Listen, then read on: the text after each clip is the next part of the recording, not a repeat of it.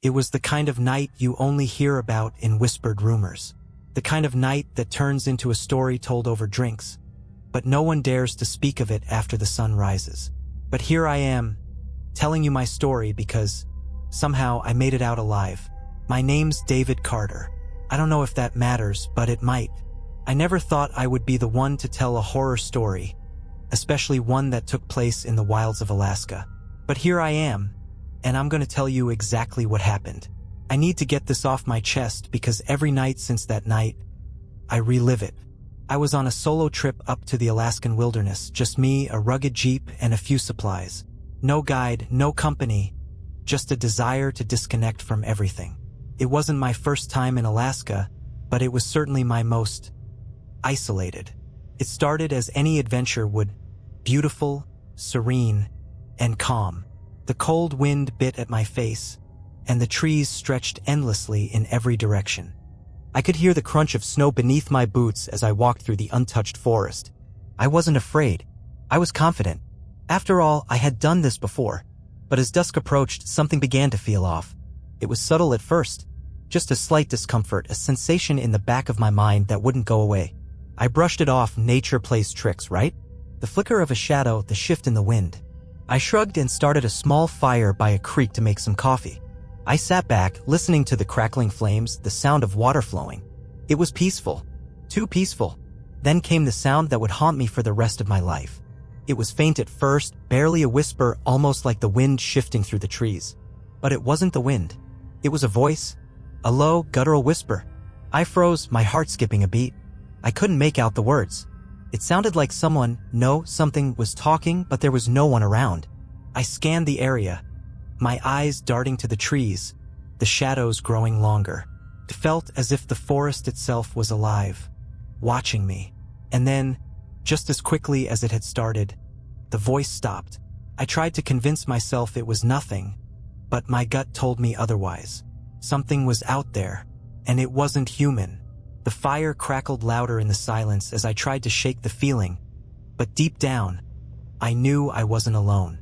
I decided to pack up and head back to the Jeep, but when I turned around, I saw something that made my blood run cold. Standing at the edge of the clearing, just beyond the reach of the firelight, was a figure. Tall, thin, gaunt. It was almost human, but not quite.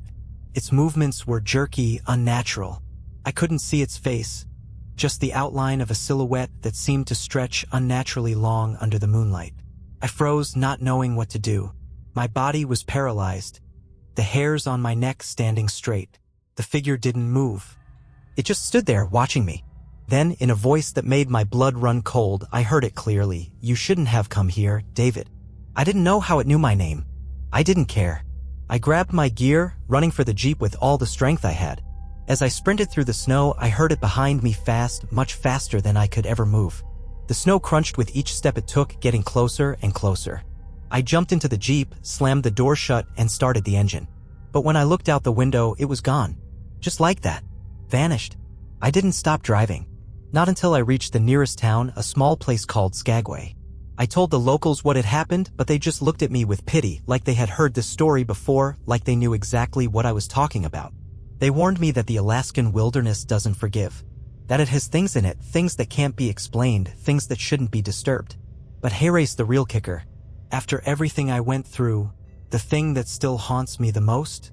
When I got back to my hotel room, I found something strange in the pocket of my jacket.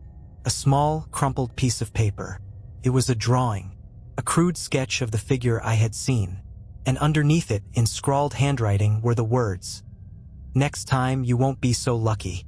I'm still here. I survived. But I don't go into the wilderness anymore. And if you ever get the itch to explore Alaska on your own, take my advice, don't. Not unless you want to find out for yourself just what's waiting out there in the dark. Stay safe and remember, some things in the wild aren't meant to be found." The worst part wasn't the figure, though. It wasn't even the eerie voice. What really shook me to my core, what keeps me awake every damn night, is what happened after I left Skagway. You see, I should have stopped at that small town and kept my story to myself. But I couldn't. I thought maybe it was just my mind playing tricks on me, that the isolation had gotten to me. So I left. I drove south, hoping to forget. But the truth is, once you've seen what I saw, you can't unsee it. The drive from Skagway to Juneau was a long one. The winding roads through dense forests, the mountains looming like silent giants, the darkness pressing in on me from every side, it felt like the world was closing in. But nothing could prepare me for what would happen just a few hours into the journey. Around midnight, the radio static kicked in. It was strange because the whole time I had been driving, the radio was fine. But this time, it was just static.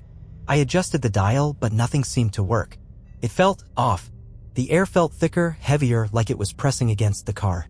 I rubbed my eyes, trying to shake the exhaustion, but my hand brushed something cold on the window. I glanced over, and that's when I saw it. There was something on the passenger side of the car, something that shouldn't have been there. A handprint. It wasn't mine. I hadn't touched the window, and there was no reason for a handprint to be there, but there it was, pale, smeared across the glass like someone had pressed it against the inside. I froze, my blood running cold. I had locked the doors. No one had been in the car with me. I slammed my foot on the gas, trying to outrun whatever this was, but as I sped down the road, the static on the radio grew louder. It turned into a voice. It was faint at first, but it grew clearer, more distinct. A whisper. David. David, you can't escape. I looked out the side mirror, my heart racing, but there was nothing. Just endless darkness. My eyes snapped to the rearview mirror. For a brief second, I thought I saw something move in the back seat. A figure just out of my line of sight. I turned my head so quickly I almost lost control of the car. But when I looked, there was nothing there. I reached for the door handle, convinced I had to stop. But then, just as my fingers touched the cold metal, I felt it. A chill, sharp and biting, creeping over me like ice water running down my spine. I yanked my hand back, heart pounding. There was no escaping it. I was trapped in the car with whatever was following me. But then, just as quickly as it had all started, the static stopped. The voice was gone. The chill lifted. For a brief moment, it seemed like everything was okay. I should have been relieved, but I wasn't. I knew it wasn't over. Couldn't be. The rest of the drive was uneventful, but I couldn't shake the feeling that something was right behind me, lurking in the dark. I finally made it to Juneau at the crack of dawn, but it didn't feel like a victory. I didn't feel safe. I went straight to the local diner, hoping to talk to someone, to clear my head. I needed answers. I needed to know what the hell was happening to me. When I sat down at the counter, the waitress, a woman named Sarah, handed me a coffee with a smile. But there was something in her eyes, something I couldn't place. She didn't ask me how my night was going or if I wanted anything else. She just looked at me, as if she knew what I was going to say before I said it. Alaska does that to people, she said quietly, her voice low enough that only I could hear it. I stared at her, confused. What do you mean? She glanced over her shoulder, then leaned in closer. You saw it, didn't you? The figure. The thing in the wilderness. It doesn't matter where you go in Alaska. If it sees you, it never lets you go. My heart skipped a beat. How did she know? You're not the first, David, she continued. There have been others, people who go out there who think they can handle it. But whatever it is, it's patient. It waits for you. It watches you. And when you think it's gone, when you think it's done, that's when it comes for you. Her eyes locked onto mine, and for the first time, I felt the weight of her words sink into my chest. You can't run from it, she whispered. It'll find you no matter how far you go. I didn't say another word. I finished my coffee, paid, and left. But the moment I stepped outside, I realized something terrifying. The whispers were back. Only this time, they weren't coming from the radio. They were coming from inside my head. David, you can't hide. You can't escape your hours. And that's when I knew. No matter how far I drove, no matter how many miles I put between myself and that godforsaken place, the Alaskan wilderness had marked me. And it wasn't done with me yet. The worst thing about being marked is that you can never truly feel safe again. I thought, after everything that had happened, that I could escape it. But as I drove away from Juneau, the whispers followed me. Constant, gnawing at the edges of my mind. Even when I pulled over to take a rest, I couldn't escape that feeling of being watched. There was no sense of peace anymore. The calm of Alaska had turned into a suffocating presence. I couldn't escape it. I thought that maybe, just maybe, I could outrun whatever was following me by heading south, away from the wilderness, away from the isolated stretches of highway where it had first found me. So, I pushed through, keeping my foot on the gas. But the further south I drove, the more I felt like I was being pulled back. Like Alaska was a magnet and I was the iron. By the time I reached the outskirts of Anchorage, I knew something was horribly wrong. My hands were trembling, sweat slicking down my neck as I tried to control the car. But no matter what I did, the road ahead seemed to stretch endlessly. The roads were empty, deserted, and I could swear that every time I glanced in the rearview mirror, the shadows were closer. It was a week after I'd left Juneau when it happened. I pulled into a small rest area to stretch my legs, trying to clear my head. The sun was setting and the air had taken on that familiar chill that comes with the coming of nightfall. I sat on a bench near the entrance, hoping to gather my thoughts. That's when I saw it again. The figure. This time it was clearer, more defined. It wasn't just a shadow, it was a man, no, something that used to be a man. His skin was pale, almost translucent, with a sickly grayish hue that made my stomach twist. His clothes were ragged and his limbs looked unnaturally long, his arms hanging at odd angles like something had been twisted out of place. He was standing just at the edge of the trees, watching me. I couldn't breathe. My chest constricted as I stood up, but my legs felt like they were cemented to the ground. The figure didn't move. It just stared at me, those hollow eyes boring into mine, the silence between us unbearable. It wasn't until I felt a cold breath at my neck that I realized I wasn't alone anymore. I spun around and there, standing behind me, was another one. A woman. Her hair was wild, tangled with twigs and leaves, her eyes dark like an endless abyss. She was smiling, no, grinning, and her teeth were yellowed, sharp, like those of some animal. It spoke, but the voice wasn't human. It was guttural, distorted, like it was struggling to form words. "You're not going to make it out of here," she rasped, her lips curling. "None of you ever do." Panic surged through me. My breath caught in my throat and I turned and ran, my feet slamming into the ground as I sprinted for the Jeep. The world around me felt like it was closing in. Trees, shadows, shapes, everything seemed to be moving, warping, as if it was all coming to life just to swallow me whole. But the Jeep, my only way out, wasn't there. It was gone. I spun around, disoriented. There was no sign of the car. There was no sign of anything familiar. The landscape had changed, shifting as though it was a different place entirely. I was trapped. "David," the woman's voice coiled through the air. "We've been waiting for you." I turned to face the figure again, the man still standing just behind her, silent, watching. I could feel them now, closing in. Whatever they were circling me. Their footsteps were soft, barely audible, but they were there. The forest had become suffocating, the shadows growing longer and more twisted as the sky darkened. The cold nipped at my skin and I could see my breath fogging in the air. "You won't make it back," the man whispered. I didn't wait. I ran. I didn't know where I was going or what I was doing, but I had to move. The air was thick with something, malice, darkness, something that didn't belong. But no matter how far I ran, the figures were always there, just out of reach. Then, in the distance, I saw headlights. A car. Desperate, I ran toward it, my heart pounding in my chest. The car didn't stop as I approached, but I threw myself in front of it, waving my arms, hoping someone, anyone, would help me. The car slammed to a halt and the driver rolled down the window. A man in his late 40s, rough around the edges, looked at me with confusion. "What the hell are you doing out here?" he asked. But before I could speak, I heard it, the low, sinister growl, like the growl of a wild animal, coming from behind me. I turned and that's when I saw it. The entire road behind me was lined with figures, twisted, malformed, eyes glowing with that same cold malice I'd felt since I entered this cursed place. The man behind the wheel cursed under his breath and locked the door. But I didn't care anymore. The figures were moving toward us. The last thing I remember was the man's voice as I tried to climb into the car. "Get in.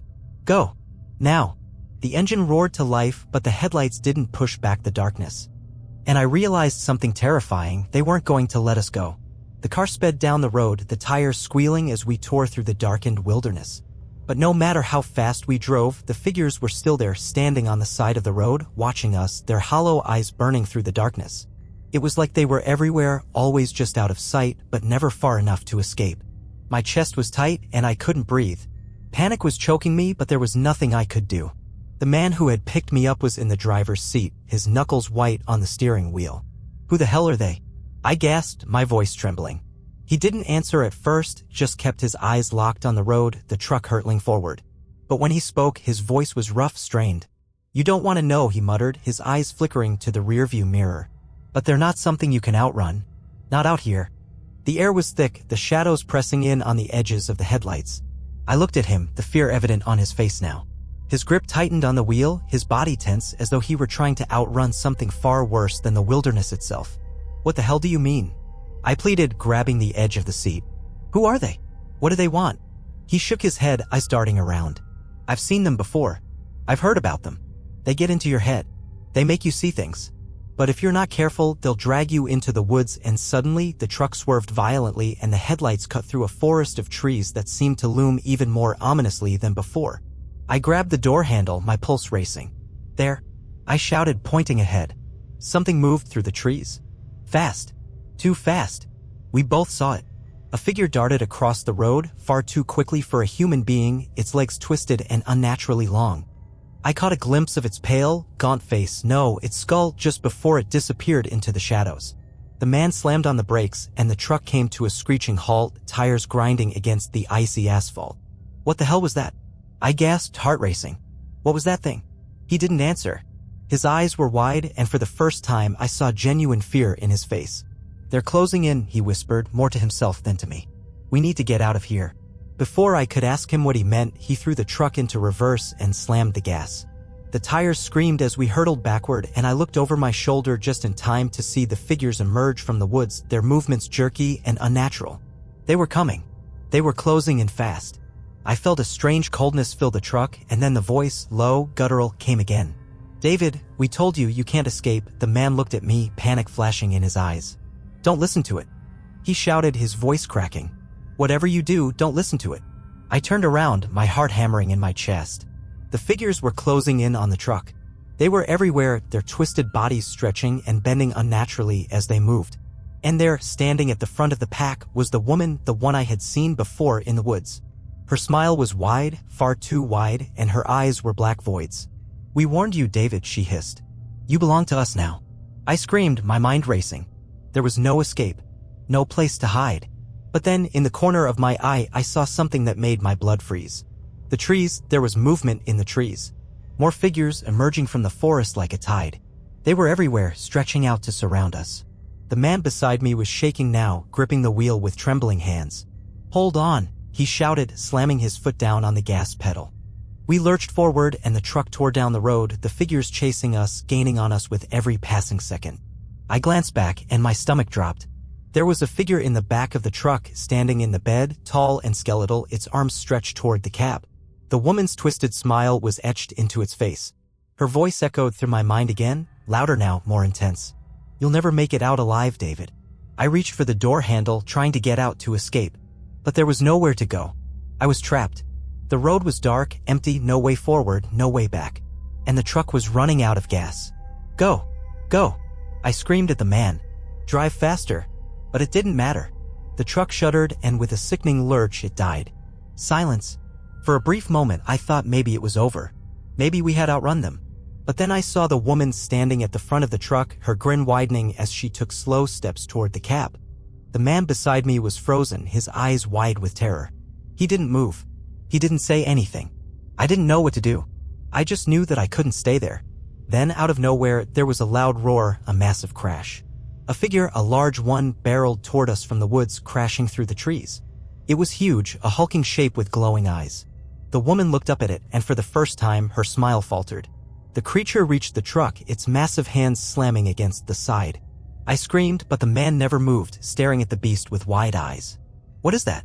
I cried, but the man's gaze was fixed. "That's one of them," he whispered, his voice hollow. "It's here for you." Before I could ask him what he meant, the world around me went black. When I opened my eyes again, I was no longer in the truck. I was on the ground. Cold dirt pressed against my skin, the air thick with the scent of pine and something else, something foul, like rotting meat. My heart raced as I tried to sit up, but my body felt heavy, sluggish. My head pounded, and there was a strange taste in my mouth, metallic and bitter. I tried to focus on my surroundings, but everything was blurry. The trees above me were distorted, the shadows too long, the world too still. For a moment, I thought maybe I had just been knocked unconscious by the creature. But then I heard it. A voice. A low, gravelly whisper. "David." I froze. It was the same voice I'd been hearing all along. The voice of the woman. But it wasn't just her voice anymore. It was a chorus of voices, faint and hollow, as if coming from all directions. They were whispering my name over and over again, growing louder. "David?" I stumbled to my feet, panic surging through me. I was in the woods again, but not just any woods. This was different. The trees seemed twisted, contorted, their branches reaching out like claws, and the ground beneath my feet felt wrong, soft and spongy, as if it were breathing. The whispering was growing louder now. I could hear footsteps in the distance, heavy and deliberate, moving toward me. My eyes darted around, but I couldn't see anything. "David," I turned and ran. There was no thought, just survival. I didn't know where I was going, but I couldn't stay in that place. I had to move. I had to get away. The darkness seemed to press in on me, the trees closing in around me. It felt as if the forest itself was alive, watching, waiting. I could hear the voices now, like a cacophony of whispers, taunting me, mocking me. But there was something else, too, a growl, a low, guttural sound that vibrated through the air. It was coming from behind me. I dared to look back. What I saw made my heart stop. A figure was there, crouched low to the ground, moving with unnatural speed. It was the creature from the truck, the one with glowing eyes. Its face was barely recognizable, its skin stretched tight across its skull, its mouth open in a grotesque grin. And behind it, more shapes were emerging from the shadows. More of them, twisted and gaunt, like the ones I had seen before. "David, you can't run." The woman's voice hissed in my ear, but I didn't stop.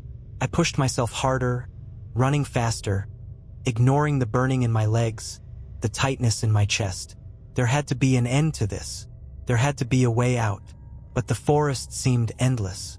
The figures were getting closer, their footsteps loud and deliberate. The growls grew louder, more menacing. I stumbled over a root, falling to the ground, but I didn't care. I scrambled to my feet and kept running. My mind only focused on one thing: survival. And then, just as I thought I couldn't go any further, I saw it. A light, a dim glow in the distance. I ran toward it, my heart pounding in my chest. The growls behind me were deafening now, and I could feel the figures closing in. They were almost there. I could hear their breath, feel their presence pressing against me. But I pushed forward. The light was getting brighter. I wasn't sure what it was, but I had to reach it. I had no choice.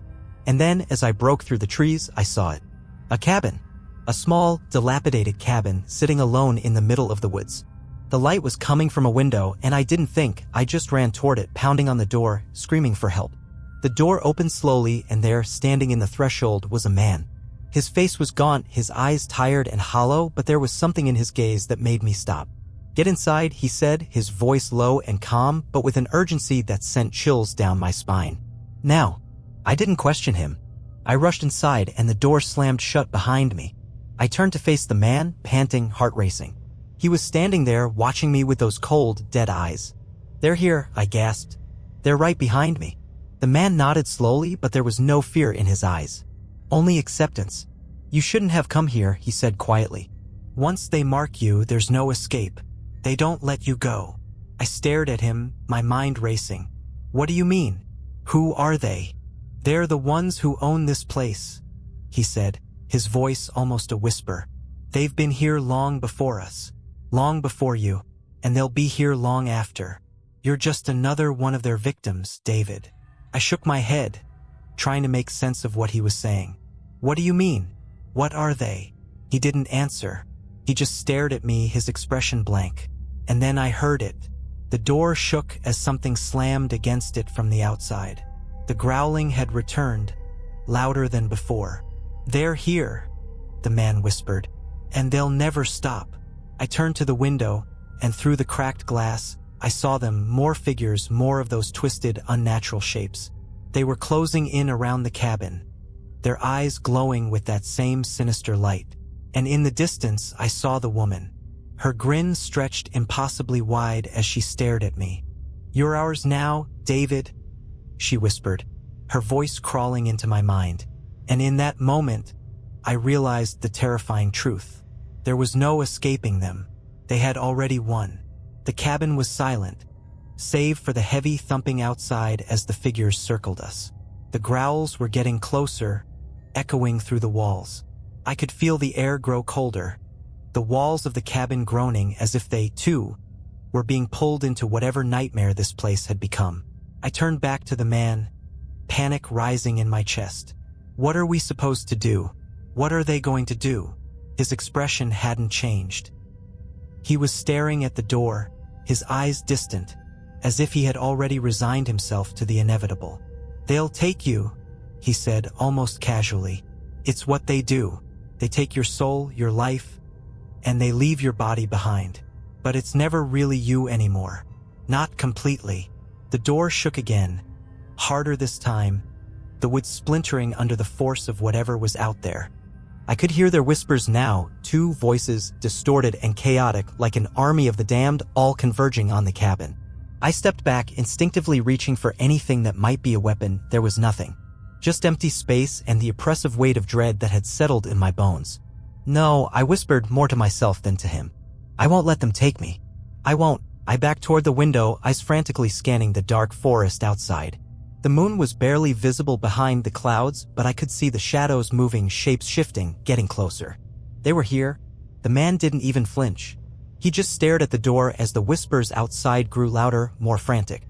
The temperature in the cabin had dropped to a point where I could see my breath in the air. Then, in an instant, the door was flung open with such force that the wood splintered and a dark figure stood in the threshold. It was taller than any man I had ever seen, its limbs impossibly long, bent at unnatural angles, skin a sickly gray that seemed to pulse with the rhythm of its breath. Its eyes were hollow voids, the very essence of darkness, and its mouth stretched wide, showing rows of jagged teeth. I stumbled back, but there was no escape. The figure took a step inside, its body twisting in ways that defied nature, its limbs contorting as it moved. It reached for me with one of its long, clawed hands. "No!" I screamed, scrambling to the corner of the cabin. "Please, no. Get away from me." But the man in the cabin didn't move. He didn't speak. He just stood there, watching me with those same cold, empty eyes. I turned to him, desperate. "Help me. Please, you can't just let this happen." But it was too late. The figure stepped forward, closing the distance between us with inhuman speed. Its cold breath washed over me, filling my lungs with a stench so foul that I almost gagged. The clawed hand reached out and I felt my body freeze, paralyzed with terror. It was then that I realized the truth. The man wasn't going to help me. He couldn't. He wasn't a survivor. He was just another victim. The creature's hand hovered inches from my face, its jagged fingers brushing the skin of my cheek. A whisper slipped into my ear, cold and haunting. "You belong to us now, David." Suddenly, something inside me snapped. I wasn't ready to die. Not like this. Not to these things. With everything I had, I pushed away from the figure, forcing my legs to move. My feet stumbled, my mind was clouded with fear, but I refused to let it take me. I ran toward the window, the one that wasn't broken, slamming my shoulder into it, my hands clawing at the glass. It shattered and I tumbled out into the night. The cold hit me like a wave, but I didn't stop. I didn't think. I ran, my legs burning, the howls of the creatures behind me growing louder. The trees blurred past me, the ground uneven, but I couldn't afford to slow down. I couldn't afford to stop. Behind me, I could hear the man's voice, distorted and hollow, the last thing he would ever say to me. "You can't outrun them, David." I didn't listen. I pushed forward, my breath coming in ragged gasps. The woods were closing in again, the path dark and winding, but I kept running. I had to keep running. The further I got from the cabin, the quieter it became, and the whispers faded.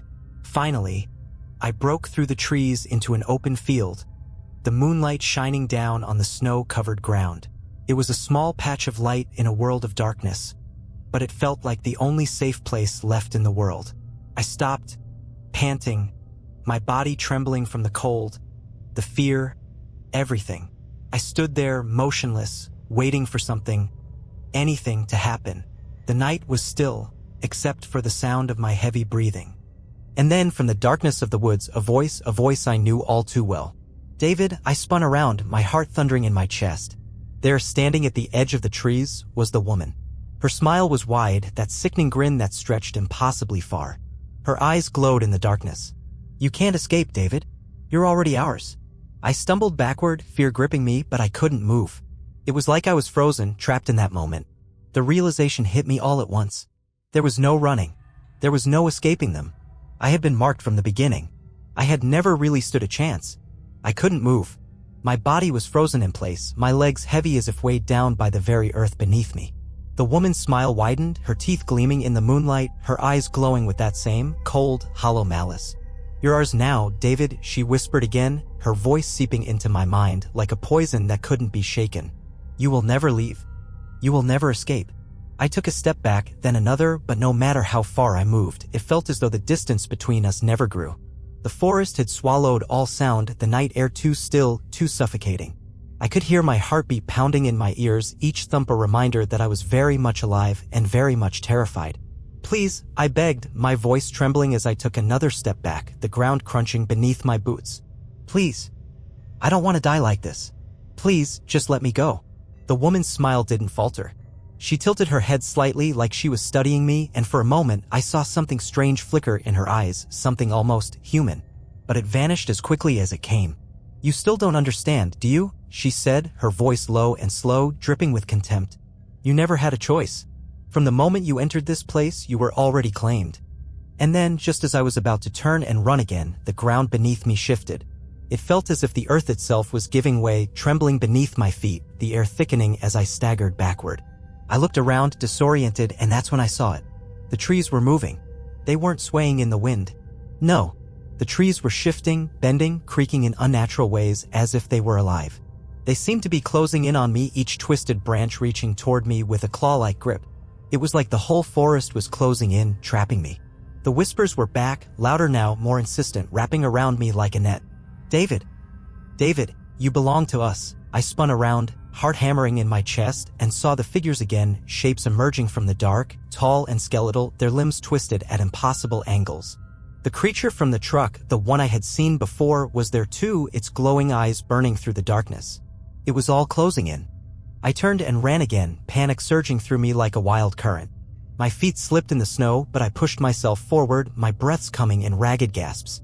The figures were right behind me now, their growls and whispers merging into one nightmarish symphony. I could feel their presence, growing closer with every step, their cold breath on my neck, their footsteps echoing through the forest. And then, in that instant, I felt something grab me, something cold and sharp, like fingers of ice wrapping around my wrist. I screamed, fighting to break free, but the grip was too strong. It dragged me back, the world spinning around me as I was pulled toward the darkness. I looked up and there she was. The woman standing before me, her smile now twisted into something more grotesque. "You should have never come here, David," she said, her voice cold as the wind. "Now you'll never leave." I struggled, my heart pounding in my chest, but I couldn't escape her grasp. The other figures were closing in, circling me like vultures, and the growls were growing louder. And then I heard a sound I wasn't expecting. A roar. It was loud, primal, shaking the ground beneath me. I looked toward the trees, and through the darkness, I saw something massive moving toward us. A silhouette, a huge shape, its form shifting in the shadows, too large to be any ordinary creature. The woman's smile faltered, her eyes narrowing as the roar grew louder, closer. What is that?" she hissed, her voice no longer calm, no longer confident. It was laced with fear. The ground shook again as the massive shape emerged from the trees. A towering creature, covered in matted fur, with glowing red eyes and fangs as long as daggers. It was like nothing I had ever seen before. A creature from the deepest nightmares. A beast that didn't belong to this world. The woman stepped back, eyes wide with fear. The figures behind her seemed to hesitate, unsure of what to do. But then the creature roared again and the figures scattered. The woman took a step back, her gaze shifting between the beast and me. She seemed afraid. "This isn't over, David," she snarled, her voice trembling now. "You may have escaped tonight, but we will come for you. Always." And with that, she disappeared into the shadows, vanishing just as quickly as she had appeared. The creature didn't move. It stood there, watching me, its eyes glowing in the dark. I didn't know whether it was friend or foe, but I didn't care. I took a step back, my heart racing, unsure of what to do. And then, slowly, it turned and lumbered back into the forest, disappearing into the trees. I stood there, alone in the dark, my body trembling with shock, with terror, with disbelief. For the first time since this nightmare had begun, I felt free. But at the same time, I knew deep down that I would never be truly free. They would never stop hunting me. The creatures, the shadows, the woman, none of them would ever stop. I was marked. Forever. And no matter how far I ran, I would always be theirs. The quiet after the creature left was almost worse than the chaos that had come before it. The air was thick with silence, broken only by the distant rustling of leaves, the soft crunch of snow underfoot. My mind couldn't process what had just happened. One moment I was trapped, a victim to the horrors of the wilderness. And the next, this monstrous creature had appeared, driving the figures away, scattering them like shadows at dawn. But why? Was it a savior, or just another part of the nightmare? I didn't care. I couldn't afford to care. I had one chance. One fleeting moment of escape, and I had to take it before they came back. I turned and ran, no hesitation. My body felt like lead, stiff and sore from the terror, but I pushed through. The forest loomed around me, a maze of twisted trees and shadowed paths. I didn't know which direction to go, but I knew I couldn't stay in the open. Not in this place. I ran through the trees, ignoring the snow that bit at my skin and the twigs that scratched at my face. The path felt like it was closing in, as though the trees themselves were guiding me towards something or trapping me. I could still hear the faint whispers, that same haunting call that had been chasing me since the moment I set foot in this cursed land. But there was something else now, a new voice, one that wasn't taunting or mocking, but desperate. "David, please," I froze. My breath caught in my throat. I knew that voice. David, it was the man from the cabin, the one who had told me there was no escape. But now it was different. The desperation in his voice sent a chill straight through me. I turned, but there was nothing. The trees were still and the shadows were thick. "David," the voice was louder now, more urgent, coming from deeper in the forest. My instincts screamed at me to run, but I couldn't just leave him. Couldn't leave someone else to the horrors of this place. I had to know. I crept through the trees, my steps careful, my heart pounding. The voice grew louder with every step I took. "David, please." I broke through the underbrush, and there, in the clearing, I saw him, the man from the cabin, standing motionless in the middle of the clearing. His face was pale, his eyes wide, but there was something different about him now. His skin had a strange, sickly glow to it, like he wasn't entirely human anymore. "David," he whispered, his voice a rasp. "You have to listen. They're coming. They never stop." His eyes flickered toward the trees, and I followed his gaze. Something was moving. Something fast, too fast, slipping between the trunks like a shadow. Then I saw it. A figure, tall and thin, its face hidden in the darkness. But its eyes, those eyes were unmistakable. They were glowing, cold, hollow. The woman. And behind her, the other figures were emerging from the trees, their twisted forms stalking toward us. "David," the man said again, his voice breaking. "They're coming for you. They'll take you. Don't let them take you." I didn't have time to process his words. The figures were closing in, their movements jerky and unnatural. My heart was hammering in my chest, my breath coming in ragged gasps. I turned to run, but the man's hand shot out and grabbed my arm. "No," he hissed, his grip like iron. "Don't go." I twisted in his grip, trying to pull away, but his hand tightened, digging into my skin. His eyes were wide with fear, true, unrelenting fear. "They want you, David," he whispered, his voice trembling. "They've always wanted you. And now you're theirs." The words hit me like a punch to the gut. I couldn't breathe. I couldn't think. The figures were too close, their shadows stretching toward us like claws, and the woman was smiling again, that sickening grin spreading across her face. I looked back at the man, and in that moment I realized the truth. He wasn't trying to save me.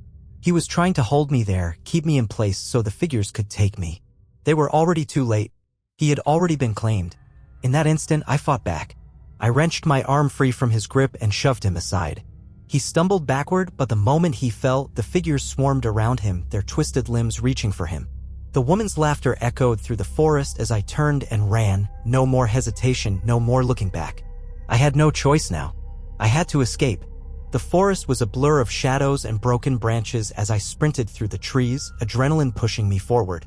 The whispers were louder now, almost deafening, echoing in my mind, trying to break me, trying to pull me back. But I didn't stop. The light ahead. I saw it again. A distant glow. I pushed myself harder, faster. My legs burned, my lungs ached, but I kept going. I had to reach it. And then, just as I broke through the trees, I saw the source of the light. A road. A highway. Cars. Real cars driving down the road.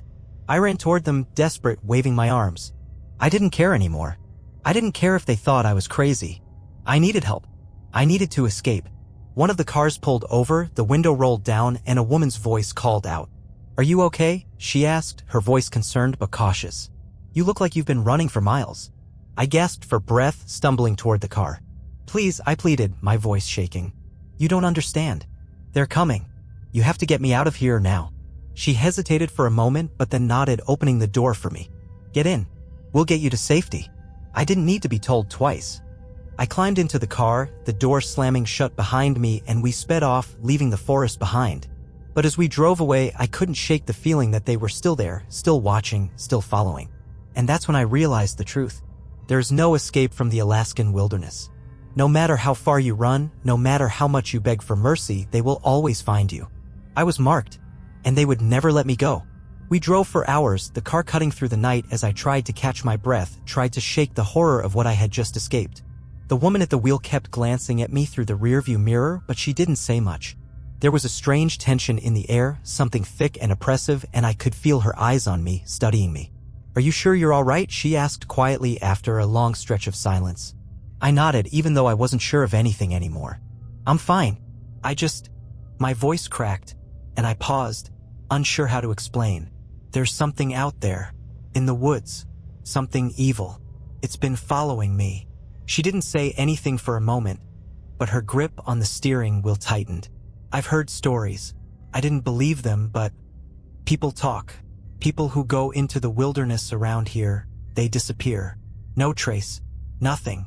Some say it's the woods. Some say it's the things in them. Things that don't belong. I turned my head sharply, my heart skipping a beat. "You know about them?" She didn't look at me, her focus on the road, but I could see the tension in her posture. "I know enough. I grew up around here. I've heard the rumors, seen the signs. People who go too deep into the forests come back. Different, or not at all." The weight of her words settled over me like a heavy fog. I wasn't sure what she knew or what she believed, but I couldn't shake the growing sense of dread in my gut. It felt like they were still out there, still watching me. The woman's words from earlier echoed in my mind. "You're ours now, David." I tried to steady my breathing, but the fear still gripped me. That same old terror that had been with me since the moment I set foot in those cursed woods. Suddenly, the car hit a bump in the road, and the headlights flickered. The woman cursed under her breath, gripping the wheel tightly as the car swerved slightly, but she kept it under control. "Sorry," she muttered. "This old thing has a habit of acting up at night." I was too shaken to care, too on edge to focus on anything but the darkness outside the car. The road ahead was narrow, winding, with thick trees looming on both sides. I thought about the things that had been chasing me, the twisted figures, the woman, the creature. I felt the car slow down, the engine stuttering slightly. "Is it the engine?" I asked, panic creeping into my voice. She didn't answer at first. Instead, she squinted ahead. "It's not the engine." Her voice was calm, but I could hear the subtle edge to it. "Something's out there." I stared ahead, my heart pounding. The road ahead was pitch black, no lights, no signs. Just the glow of the headlights piercing through the thick forest. But that's when I saw it. A figure standing just off the side of the road. I gasped, my breath catching in my throat. It was tall, impossibly tall. Its limbs were stretched, unnaturally long, like they didn't belong to any human. It was pale, its body contorted, twisted in ways that defied nature. And its face, it wasn't a face at all. It was just hollow darkness, empty voids for eyes. I turned to the woman, my voice shaking. "Stop the car. Please stop." But she didn't stop. She didn't even slow down. "That's what I was afraid of," she whispered. "They found us." The figure didn't move. It just stood there, watching us. Then, as if responding to the fear in my heart, its limbs jerked into motion. Its movements were sudden, sharp, unnatural. It glided toward us, its gaze locked on me, its hollow eyes burning with an impossible malice. The woman swore, her hands gripping the steering wheel tightly as she pressed down on the gas. But it was too late. The figure reached the car in a matter of seconds, its fingers slamming against the window. I could hear the screech of its claws against the glass, and then the woman screamed. The car swerved off the road. I braced myself, the force of the impact throwing me forward as the car skidded sideways. For a brief moment, everything went black. The sound of metal scraping against the trees, the crash, the screeching of the tires, the howls of that thing outside, it all blurred together. When I regained consciousness, I was lying on the ground, my body aching, my head spinning. I opened my eyes to find myself in the snow, the car several feet away, crumpled and half buried in the underbrush. I could hear something moving around me, footsteps slow, deliberate. I looked up, my heart skipping a beat. The figure was standing above me. Its hollow eyes bored into mine, its grin widening as it reached down, its twisted hand closing around my throat. I tried to scream, but no sound came out. The world around me blurred, and I felt myself being dragged into the darkness. But then, just as I thought it was over, I heard it again. The roar. The massive, primal roar that shook the ground beneath me, that sent a shiver down my spine. The figure released its grip on me, retreating into the shadows, its eyes still glowing with that inhuman light. I could see the massive shape emerging from the trees again, the creature, the one that had come to my aid earlier. Its glowing red eyes flashed in the darkness as it let out another roar, charging toward the figure. The thing didn't stand a chance. The creature's massive hands reached out and grabbed the figure, tearing it apart with one swift motion. The woman's voice was a hoarse whisper behind me. "It won't stop. It will never stop. You can't escape them." But I didn't care. Not anymore. I was alive. For now. And that's all that mattered. The beast, the creature that had appeared from the shadows once again, stood over the remnants of the twisted figure it had torn apart.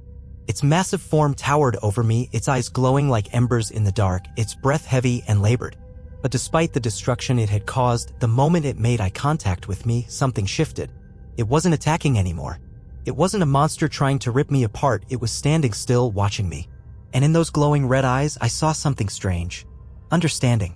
I wasn't sure if I should be terrified or relieved. Both emotions fought for dominance in my chest as I scrambled to my feet, trembling. The woman from the car groaned, still half-conscious beside me. She wasn't dead. Not yet. I didn't know if I should help her or leave her. But the creature's presence in front of me held me in place.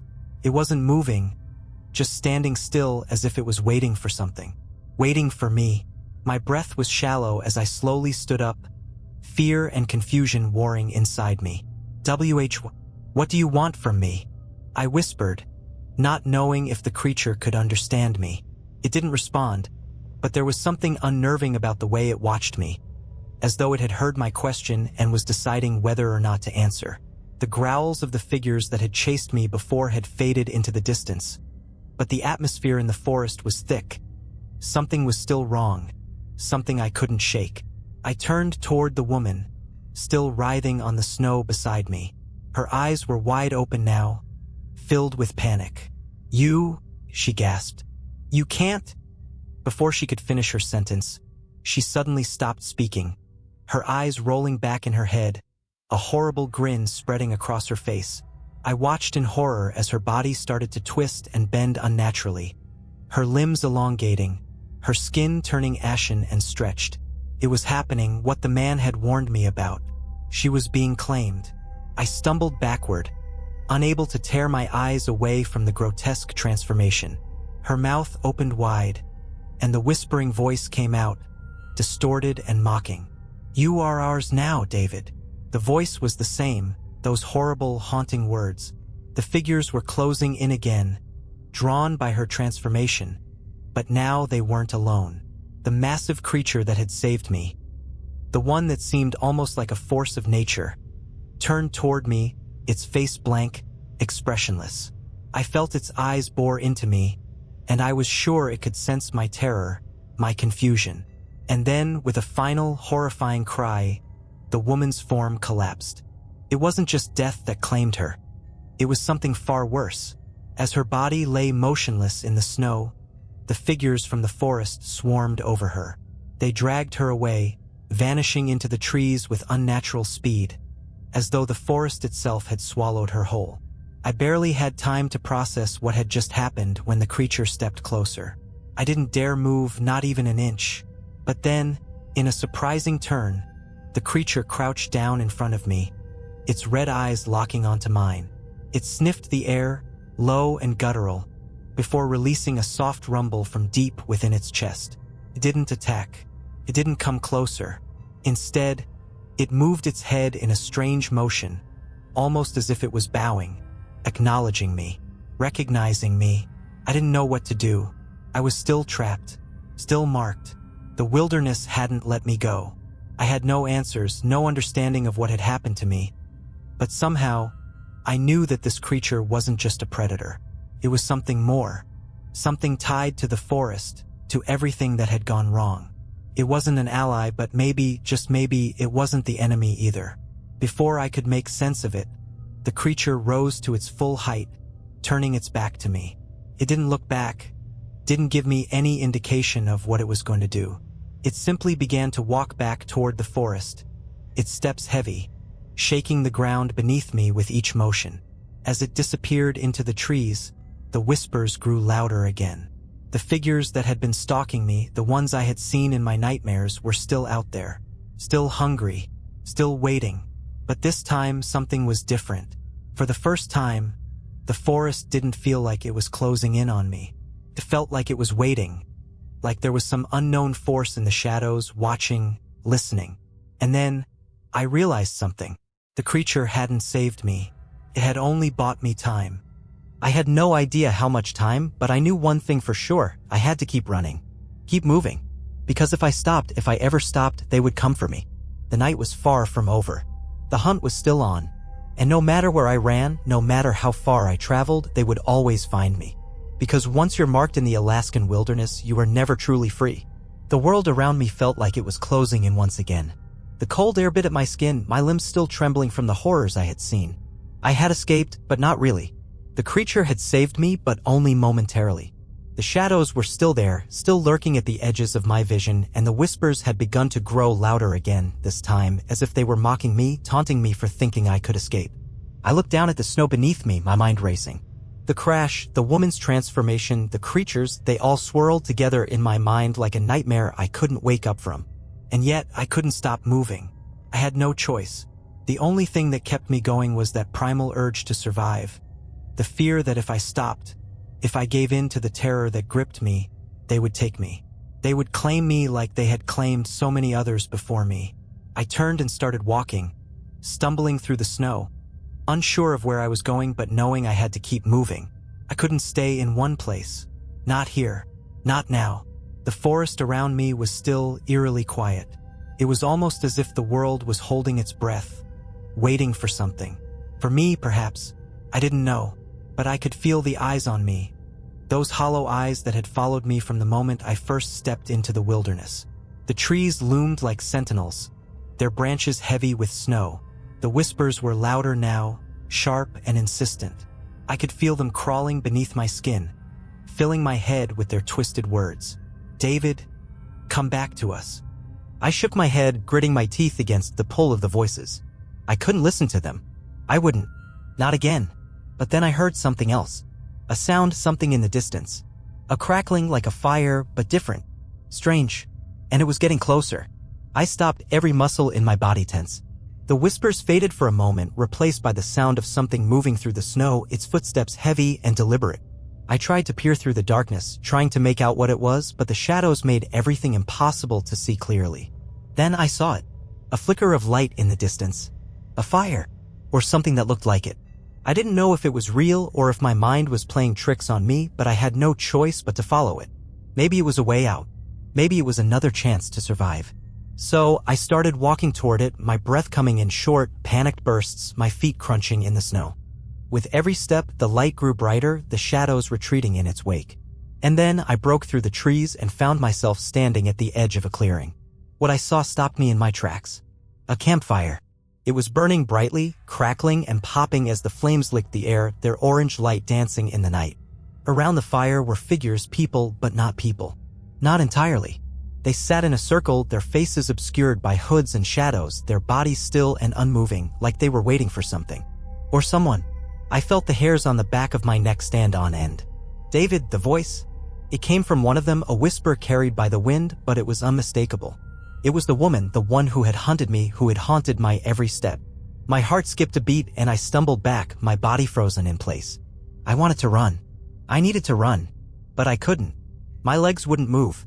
My breath came in ragged gasps as I stared at the figures in the circle. And then, as if sensing my presence, they all turned toward me. Their faces, hollow, twisted, were not faces at all. They were skulls, their empty eye sockets staring into mine, their mouths open in silent screams. And in the center of the circle was the woman, her twisted grin stretching impossibly wide, her eyes glowing like embers in the dark. "David," she whispered again, her voice sweet and venomous. "You belong to us now. You always have." I backed away, my heart racing, the terror in my chest swelling. The firelight flickered, casting shadows on the figures, and I realized with a sickening certainty that they weren't just standing there. They were waiting for me to join them, to become one of them. They wanted me, wanted my soul, my body, my life. "No," I gasped, shaking my head, trying to make my body move, to run, to escape. But the whispers were closing in again, wrapping around me like a noose. The woman stood, slowly, her grin widening as she took a step toward me. "You can't escape, David. You're ours. You've always been ours." I tried to turn and run, but it was too late. I felt something cold grip my wrist, dragging me back toward the circle of figures. The fire burned brighter, hotter, and I could feel its heat against my skin. I turned, my mind racing. There had to be a way out. There had to be something. I couldn't let them take me. Not like this. And then, through the fear and panic, I saw it. The creature. It emerged from the trees again, stepping out of the shadows, its massive form blocking the light of the fire.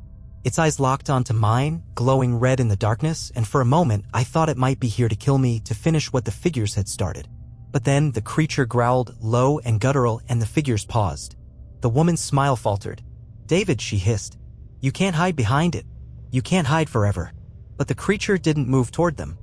It just stood there, watching the figures, its growls rumbling through the night. And I realized something. It wasn't here for me. It wasn't here to protect me. It was here to stop them. The circle of figures shifted, the whispers growing louder, more frantic. They were afraid.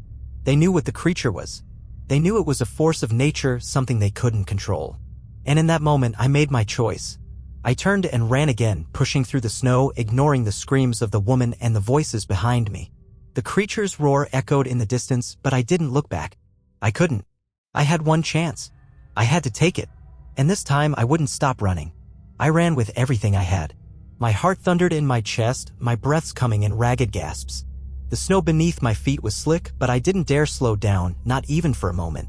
Behind me, the whispers were growing louder, more frantic, but I didn't dare look back. I couldn't. The creature's growls echoed through the forest, keeping the figures at bay, but I wasn't sure how long it would last. I pushed forward, my legs burning with each step, the cold seeping into my bones. The forest around me was a blur of shadows and twisted trees. I could hear them, the figures, moving behind me, their footsteps too quick, too unnatural. They were closing in again. I knew it. I could feel them. The firelight from the camp seemed like a distant memory now, and I realized I had no idea where I was going, no idea where this nightmare would end. But I kept running, the fear of what lay behind me. The woman, the figures, the endless pursuit was enough to drive me forward. And then, just as the last of my strength began to fade, I saw it. The road, a strip of asphalt, cutting through the forest like a lifeline in the middle of this hell. My eyes locked onto it, my heart leaping in my chest. There was a chance. There was a way out. But the figures weren't far behind. They had come for me again. I broke through the trees, my feet stumbling as I ran onto the road. But before I could take another step, I heard it. A scream. A terrible, distorted scream, like something being torn apart. The woman. I turned to see her, standing at the edge of the forest, her face contorted in rage, her twisted grin stretching across her face. The figures were closing in behind her, their movements jerky, almost mechanical. But they weren't coming for me. They were coming for the road. I didn't understand at first. Why had they stopped chasing me? Then I saw it. A truck. A vehicle driving down the road toward me. It was my only hope. It was my escape. But the figures, the woman, they weren't done. They didn't want to let me go. The woman screeched, and the figures surged forward, reaching toward the truck. But the truck didn't stop. It didn't hesitate. The driver's eyes were wide with fear, but they didn't slow. They couldn't afford to. The figures reached for the truck as it barreled toward them, but they were too slow. The truck hit them with a deafening crash, sending them sprawling across the road like ragdolls. The woman screamed in fury, but she didn't move fast enough. The truck slammed into her, and for the first time, I saw something I hadn't expected. The woman's form splintered, cracking apart like a shattered mirror. In an instant, it was over. The figures were gone. The woman, gone. The whispers, gone. The truck screeched to a halt beside me. The driver rolled down the window, and a man's voice shouted, "Get in!" I didn't hesitate. I didn't look back. I jumped into the truck, slamming the door shut behind me. The driver, his face pale, eyes wide with shock, stared at me for a moment before accelerating. We sped down the road, leaving the forest behind us, the lights of the truck illuminating the path ahead. I didn't say anything. Couldn't. I was still in shock, my mind racing to process what had just happened. The truck swerved around the bend, and I glanced back, half expecting to see the figures following us. But there was nothing. Nothing but the road. The endless, empty road ahead. "Are you all right?" the driver asked, his voice shaking. I turned to look at him, but all I could do was nod. I don't know what happened," I whispered, my voice raw. "But I can't go back. I can't go back there." The man didn't answer right away. He just nodded grimly, his hands gripping the wheel. "You're not the first to see it. Not the first to run. But you're lucky. Some don't make it." I didn't respond. Couldn't. What was there left to say? I was alive. I had escaped. But I didn't know if I would ever be free. Not really. The road stretched on for miles, the night endless. But with every passing second, I felt the grip of the wilderness loosening just a little. The further we got, the safer I felt, but I knew deep down that the Alaskan wilderness wasn't done with me yet. Once you're marked, there's no escaping it. No matter how far you run, no matter where you go, it's always there. Always waiting. And someday when I least expect it, they will find me again. But for tonight, I'm free.